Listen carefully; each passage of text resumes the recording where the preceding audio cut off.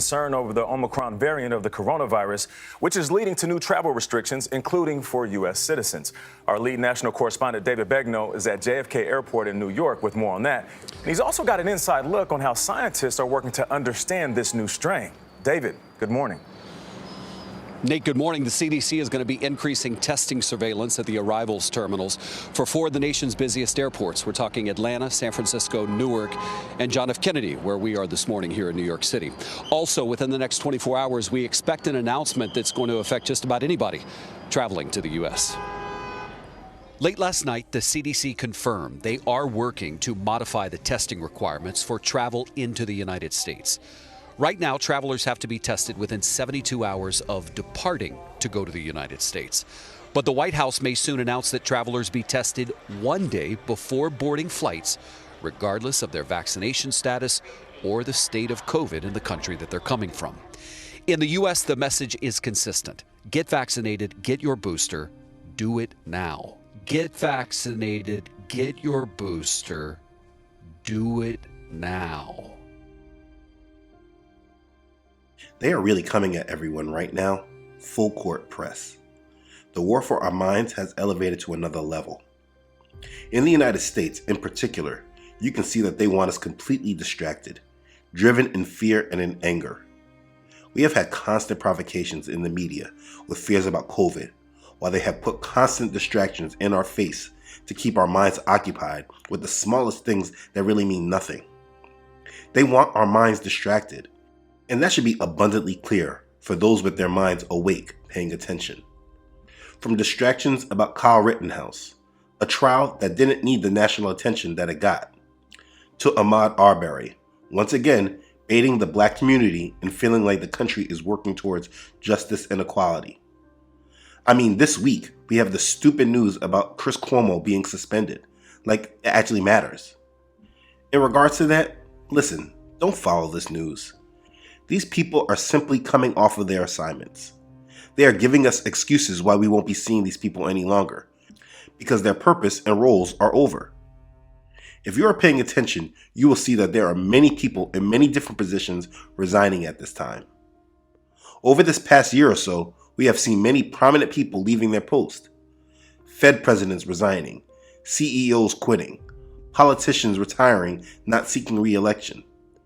This is all about people preparing for the Great Reset, and those in the know are preparing while they keep the rest of the world in the dark, distracted, unprepared. I make these type of videos to be a wake-up call for the body, to counteract the methods of our enemy. We will not stay asleep and follow their agendas to push us in their reactionary traps. We will live with our eyes open, strong and awake, living through the power of our Messiah, and resting on Him all of our days. In understanding this info, this will keep your mind alert, allowing you to stay physically, mentally, and above all, spiritually prepared. Let's begin. Okay, well, we should start with the biggest point. There's growing global alarm over Omicron, the new coronavirus variant that first emerged in South Africa. Researchers say it could be the most infectious form of the virus so far, and it might even beat current vaccines. The international response has been swift. Many countries have shut down air travel from South Africa itself. The bans also extend to other southern African nations, including Namibia, Botswana, Zimbabwe, and Mozambique. The South African government says the closures are an overreaction. Omicron has moved quickly. Now countries around the world are racing to get ahead of it, banning flights from the region where the variant was first discovered. South Africans suddenly find themselves cut off from the world. You know, it's so funny how those that have been trusting the world in their solutions are getting carried away in these agendas. They have been working methodically, going through the Greek alphabet, raising the alarm bells, whenever it seems like things were about to get back to normal. It's like they keep dangling the carrot in front of the donkey. I don't have conversations right now with many that took the solution, so I really don't know how they feel about these new events. Are they scared again, or are they over it? At this point, it doesn't matter really, because they're already deep in the agenda.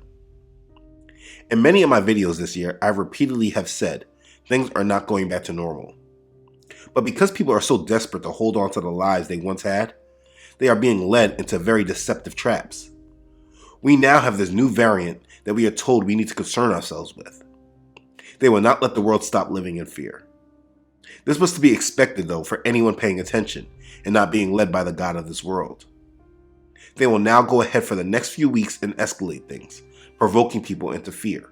And in Colorado, a fully vaccinated woman who was eligible for a booster but hadn't received one. A fully vaccinated woman who was eligible for a booster but hadn't received one. Day by day, they will continually increase the narrative and sound more alarm bells for the masses. This name will continuously be in everything that you hear. In my last video before this one, I explained how my family has dealt with this pandemic since the beginning, and it still applies to this day. We choose not to participate, and we will definitely not let ourselves get distracted by this. And that's why we are starting here first in this video. Do not be distracted. Do not give your mind over to their agendas. Don't keep studying their lies. There must come a point in time where your strength in Messiah allows you to ignore the nonsense and live with your blinders on. When I hear this news, it is just confirmation to me about where things are going in this world and how much they want everyone distracted from it. So while they keep the masses' minds locked on this current variant agenda and these other small moving parts like with Trump and irrelevant news about China, they keep moving behind the scenes, pushing the world to the brink, readying it for change. If you allow your mind to stay attached to them, it will only lead you into destruction and not being mentally ready for what is coming at you. Now for me, as I read through the American major news outlets, you can see just how lost and distracted they really want the public to be. The international news outlets at least cover important news stories about geopolitics and provocations of war. As I scan CNN, the news is so silly. It's pointless and an obvious distraction if you know what is going on outside of what they are telling us to know and think about. Now don't misunderstand me. The media does cover certain details about these events. They are good to make sure that they implant the narrative that things are escalating, but they do not leave the masses with the proper mindset to be expectant or prepare for conflict, and therefore people don't really understand what these conflicts would mean for the world, and even more specifically for the United States. So yes, of course, we can find small reports on this, but the level of intensity of warning the public is not even close to the magnitude that they use to warn about their other agendas like the one I just spoke on. So now that I've spoken about not being distracted, let me show you what they're distracting everyone from.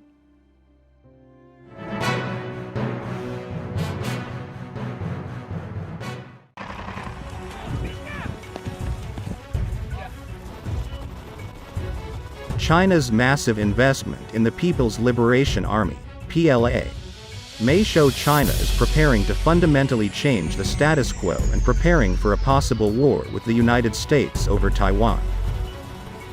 To deter China, the United States must rapidly build up its forces in the Pacific, continue to strengthen military alliances and deploy troops in the region to ensure access to bases in times of conflict, and accelerate deliveries of purchased military equipment to Taiwan.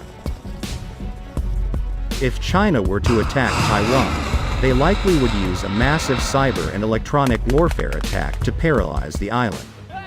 They would combine this with missile strikes against key military and government centers to decapitate Taiwan's leadership.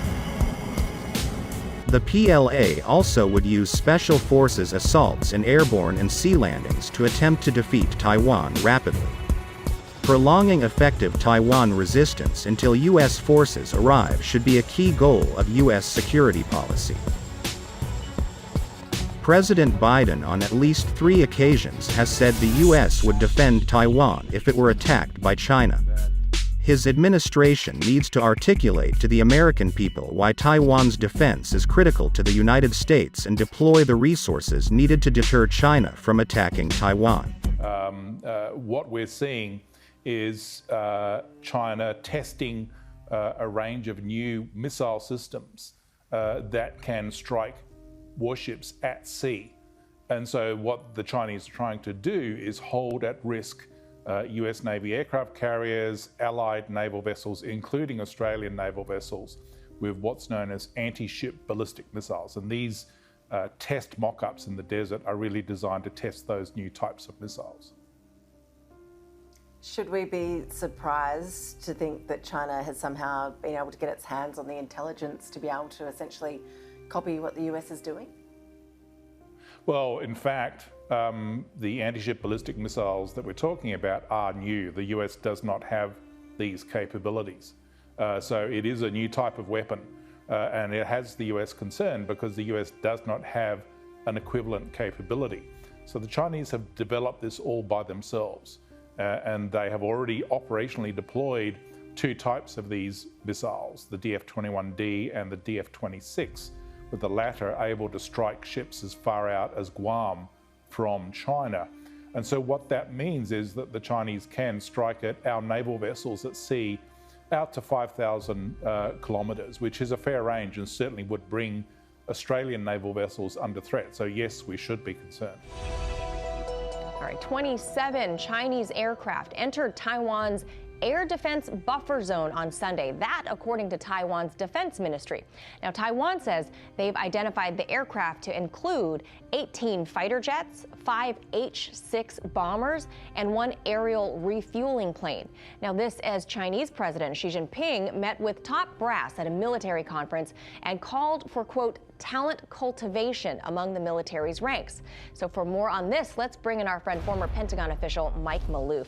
So Mike, there have been almost daily flyovers by China into Taiwanese territory since September, so it's been going on for months.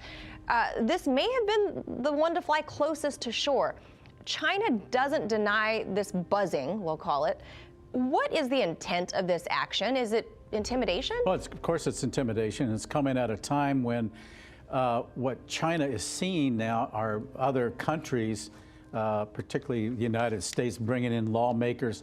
And just the other day, Baltic countries, Latvia, Estonia, Lithuania, pledged support to Taiwan. So there seems to be a trend away from Beijing and recognition of a country that a democratic country. Now the thing also is that what has also heightened this is that the leadership in Taiwan has announced that they want independence, and that of course does not full independence. Full independence. So that's something that the leadership in China, Beijing, does not want, and so this is harassment, and of course the United States is sending in more military assistance. So this is the other aspect of it. So it's and at a time when the United States also is pushing more positioning within the Indo-Pacific region. We've definitely pivoted heavily to the Pacific. Oh yes, and we just can't wait for the Middle East to break out in peace so we can focus on the Indo-Pacific. That's right. You see, this has been increasingly escalating for a few years. This engineered conflict is growing to enormous proportions. China has made it clear that they believe Taiwan is theirs, and they do not want any countries like the United States interfering in this matter. And the United States is taking the position that they will not allow China to take over Taiwan. What you do have to worry about is whether or not they're going to engage in activities that will put them in a position where they may make a serious mistake. And so I've spoken and spent more time with Xi Jinping than any other world leader has. That's why you hear people saying Biden wants to start a new Cold War with China. I don't want a Cold War with China. I just want to make China understand that we are not going to step back. We are not going to change any of our views. So are you saying that the United States would come to Taiwan's defense if China attacked? Yes, we have a commitment. So China has been making their wartime plans and developing their weapons and arsenal. I mean, just last month, there were reports of them testing a new hypersonic missile. A report of a Chinese missile test, which shows progress with an advanced weapon called a hypersonic missile. Our foreign correspondent James Longman is tracking the story from London. Good morning, James. Yeah, good morning, George. This demonstrates a huge step forward in China's military capability, and it's understood that US intelligence had no idea that China had moved this far ahead. Now, all this is according to a report Britain's Financial Times newspaper, and they say that this summer, China managed to launch a nuclear-capable hypersonic missile. They launched it into space. It circled the Earth before cruising towards its target. Now, these missiles, they can travel at 5 times the speed of sound. They can fly lower than conventional missiles, and they can also be maneuvered in the air, which makes them very difficult to trace. So, bottom line, all this essentially means China is close to being able to launch a nuclear warhead against any other nation without any warning, and there'd be no defense against it. If you notice, they're explaining that China has an advantage over the United States. This narrative is subtle, and it is not really in the minds of the general public. But they've made it that the news media can't be blamed for not telling everyone. But do you know what China has done? They have gone so far as warning their citizens to prepare for rough times ahead, prepare for emergencies.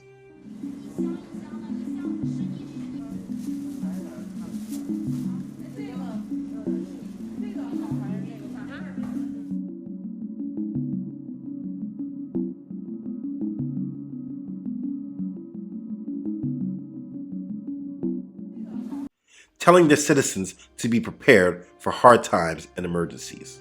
Yeah. Now, what is the United States doing on this? Yes, the United States is continuing moving in with their provocations, ignoring the warnings from China, and doubling down on their intent to guard Taiwan. Today, U.S. officials calling for more aircraft carriers in the Pacific to thwart China. According to the Wall Street Journal, the commander of the U.S. Navy's 7th Fleet has called for more aircraft carriers in the Pacific to dissuade China and Russia from conflict. Vice Admiral Carl Thomas spoke Tuesday as the U.S., Japan, Australia, Canada, and Germany completed a 10-day naval exercise led by Japan in the Pacific waters. The South China Sea in particular has been a major arena for confrontation between China and the U.S. Beijing also embroiled in a series of territorial disputes with members of the Association of Southeast Asian Nations and has been building up its military infrastructure in recent years. This while a Pentagon review of military resources worldwide plans to make improvements to airfields in Guam and Australia to counter China, expanding a previously announced deployment of fighter and bomber aircrafts. Still, though, defense officials say the so-called Global Posture Review contains no major shakeup of forces as the U.S. moves to take on Beijing while deterring Russia and fighting terrorism in the Middle East and in Africa.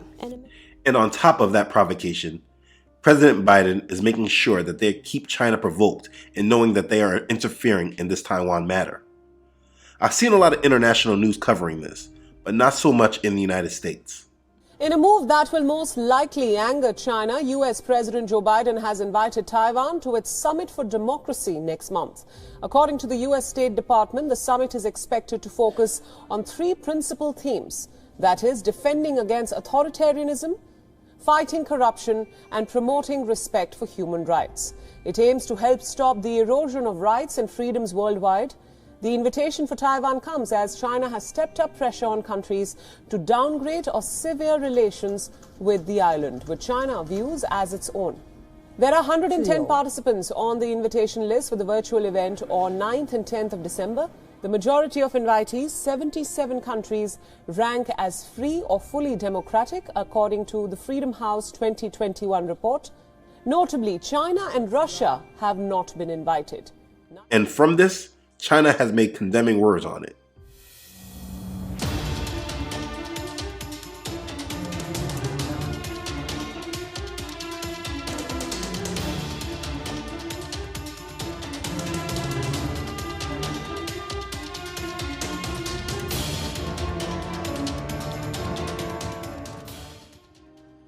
中方坚决反对美方邀请台湾当局参加所谓领导人民主峰会。世界上只有一个中国，中华人民共和国政府是代表全中国的唯一合法政府。台湾是中国领土不可分割的一部分。至于领导人民主峰会，我们已多次表明立场，民主是全人类共同价值，不是少数国家的专利。为台独势力搭台，只会让自己下不来台，与台独一起玩火。 You see, they are on wartime footing. Both sides are continuously posturing, preparing for war. All of this are war moves, and unfortunately, the general public will not be ready for it until the first shot is fired or first missile has hit. But they do not want you prepared for it, or even with the mindset of what to do if it happens. This is why they keep the general public distracted. Now, in Eastern Europe, the same thing is happening.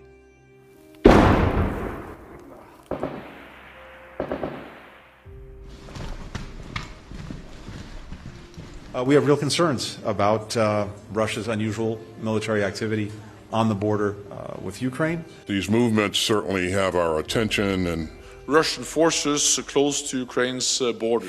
Aerial images shared by the United States have sparked concerns of a potential Russian invasion of Ukraine. In recent weeks, evidence has emerged of an estimated 100,000 Russian troops building up on Russia's western border. Ukraine says that Moscow is preparing a sea and ground attack from Russian-annexed Crimea and the Donbas region. Kiev has been fighting Russian-backed separatists there since 2014. The Kremlin denies it plans to invade. We need to remain vigilant and avoid escalation. Ministers made clear any future Russian aggression would come at a high price and have serious political and economic consequences for Russia. Ministers made clear that we stand by our decisions. Our support for their sovereignty and territorial integrity remains unwavering. And the message is that it's only Ukraine and 30 NATO allies that decides when Ukraine is ready to join NATO. Russia has no veto, Russia has no say, and Russia has no right to establish a sphere of influence trying to control their neighbors. We don't know whether President Putin has made the decision to invade. We do know that he is putting in place the capacity to do so on short order, should he so decide. So despite uncertainty about intentions and timing, we must prepare for all contingencies while working to see to it that Russia reverses course. We've made it clear to the Kremlin that we will respond resolutely, including with a range of high-impact economic measures that we've refrained from using in the past. We call on all sides to restore the ceasefire to July 2020 levels. Taking into account the gravity of the threat that a potential new Russian invasion in Ukraine poses, the European continent may be at a very critical juncture right now. And while all this war posturing is happening, on the other side, Putin has said he hopes that the United States doesn't cross his red line. Follow the timeline. President Putin has warned the West not to cross what he called a red line with Russia, stating that it would trigger an asymmetrical, rapid and harsh response. This was Vladimir Putin's 17th State of the Nation address. He used it to portray his country as a besieged fortress, threatened by the West. And he warned, don't mess with Russia. I hope no one will cross Russia's red line. But in each case, we are the ones who will decide where the red line is. Organisers of any provocation threatening our security will regret it, like they haven't regretted anything for a long time. Well, Vladimir Putin is also now calling recent military actions by the United States in the Black Sea, quote, provocative. This address comes as Putin was meeting with foreign policy officials in Moscow. Now, during the address, he highlighted that relations with the U.S. and NATO are at an all-time low. And that wasn't always the case, saying in the past, situations were once cooperative. Putin noted that NATO has been pushing closer and closer to Russia's border, essentially ignoring Russia's interests. Listen here. Regarding the Black Sea, the latest absolutely goes beyond certain limits. We've seen strategic bombers fly 20 kilometers from our state border, and these bombers carry very serious weapons, as you would know. Yes, we constantly express our concerns about this matter. We talk about red lines, but of course we understand that our partners are very peculiar, and to put it mildly, they have a superficial attitude toward all of our warnings and talks about red lines. Now, Putin went on to say that he does want to keep a dialogue going with NATO and the U.S., adding that it seems that the only response he seems to be getting, though, is intimidation. This article says Putin has accused NATO of ignoring Russian warnings about red lines. Russian President Vladimir Putin accused NATO of ignoring Russian red lines in Ukraine and Eastern Europe, a habit that he blamed for raising the risk of a new crisis tomorrow.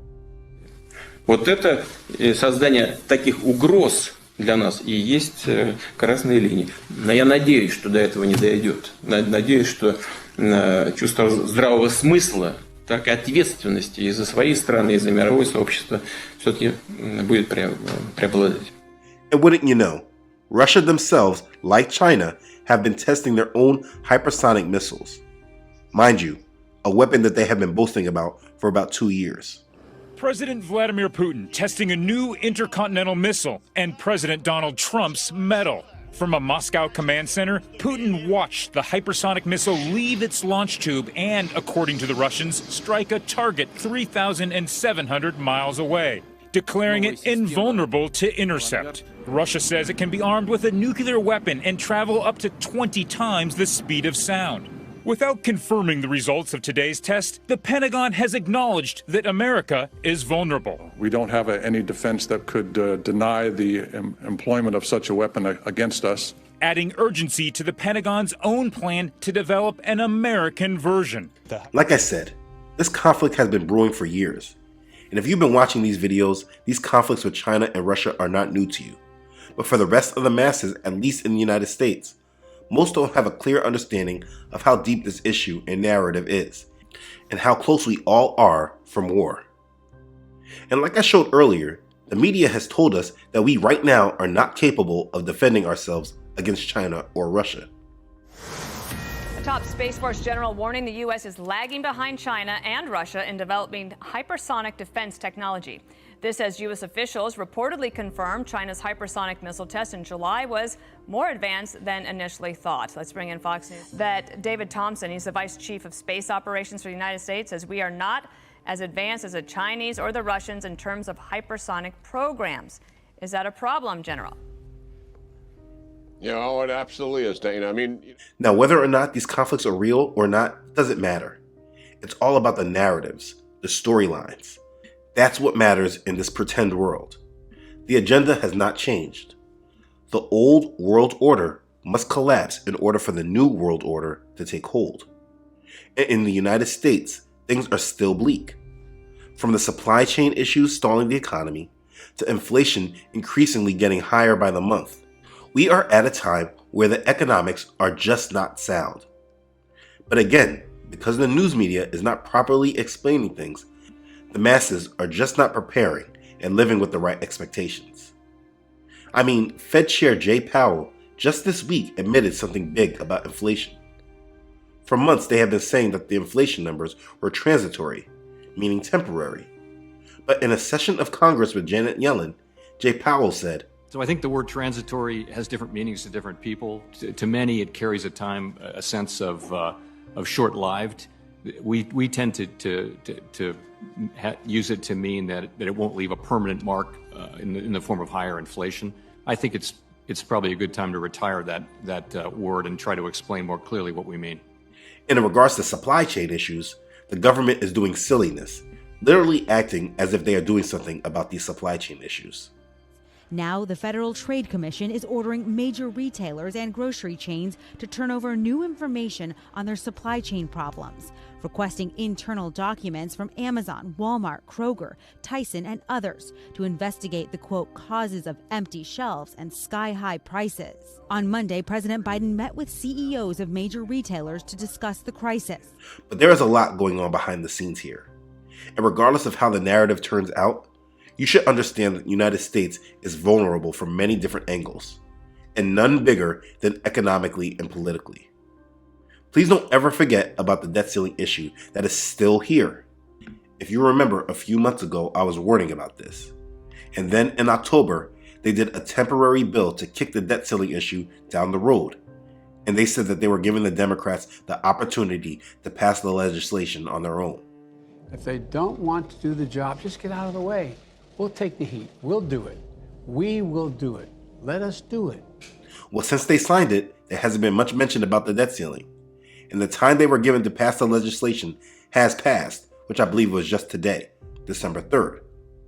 Now Janet Yellen has said that the U.S. has 2 weeks before it runs out of money, going over the same crisis that was just here 2 months ago.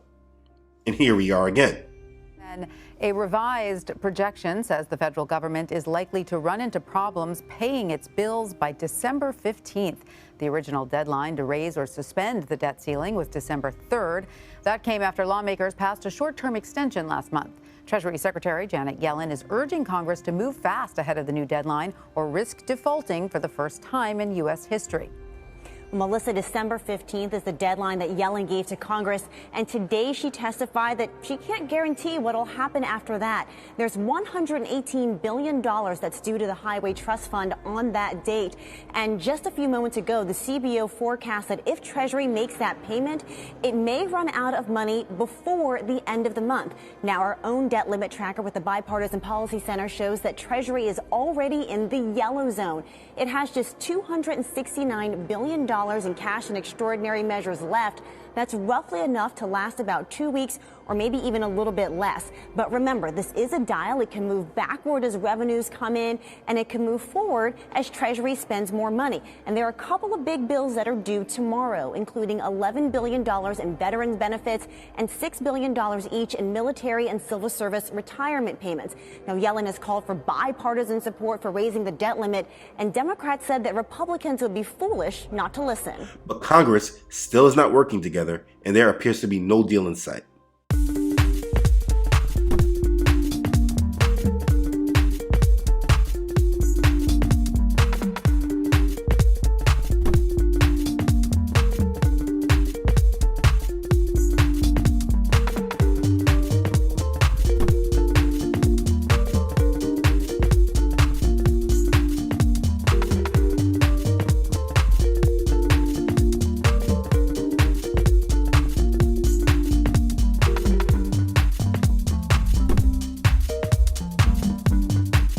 You see, they are still playing massive games with our economic system, once again hurting confidence in the United States political system and their fiscal responsibility.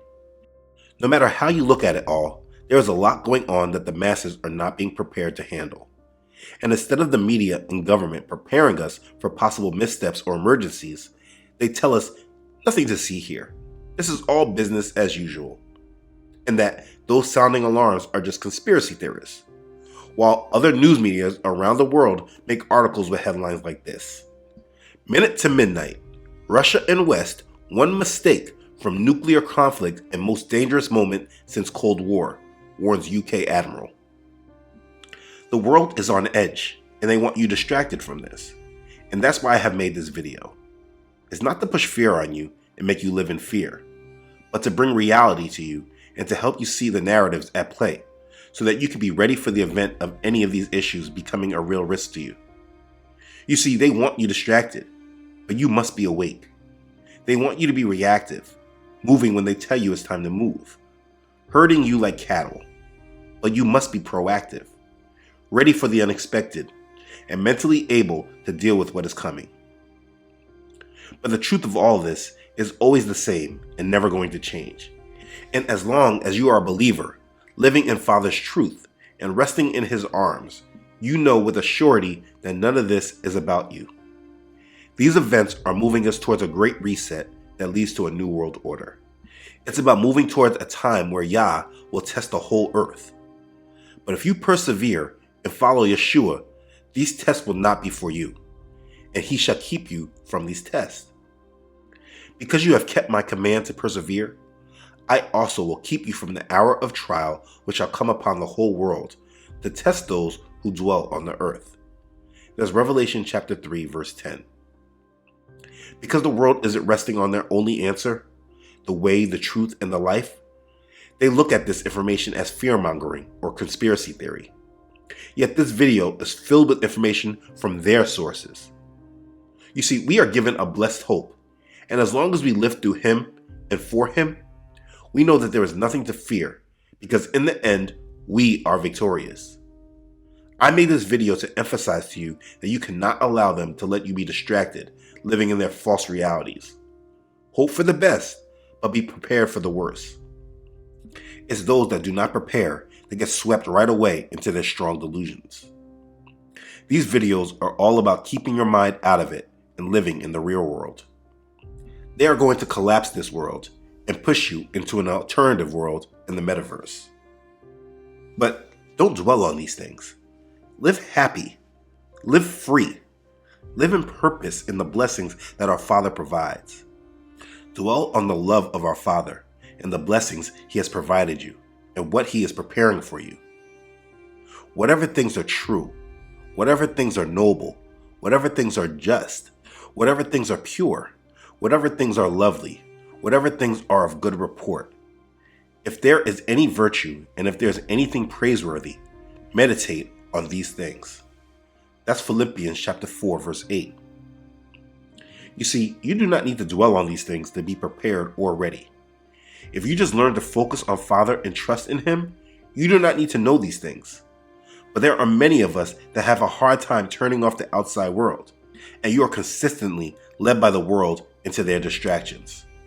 Or sometimes you just have tuned things out so much you really don't know what is going on in the world. You must live with the right mindset, with the right expectations, not living in deception and not being led astray by wolves. Don't let them put their agendas right in front of you, distracting you while they prepare to remove the rug right from under you. Live in reality and do not be distracted. Live in the power our Messiah provides and be an overcomer. You must persevere. You must overcome. You must live through the power of our Messiah who dwells in you through the Holy Spirit. Live these last days in His presence, focused upon Him and His promises. Hold your head up high throughout all this darkness and continue to proclaim His glory to the world as long as you are able to. Brothers and sisters, live as a believer, an overcomer. Be blessed. Okay, thanks again for watching. I really hope this helps you. If this has blessed you and you think it will bless others, please don't forget to share this. If you haven't done so already, please don't forget to subscribe to this channel. Elohim willing, I upload every week. Please don't forget to follow this ministry on Facebook and Instagram, as well as on my website, truthunedited.com.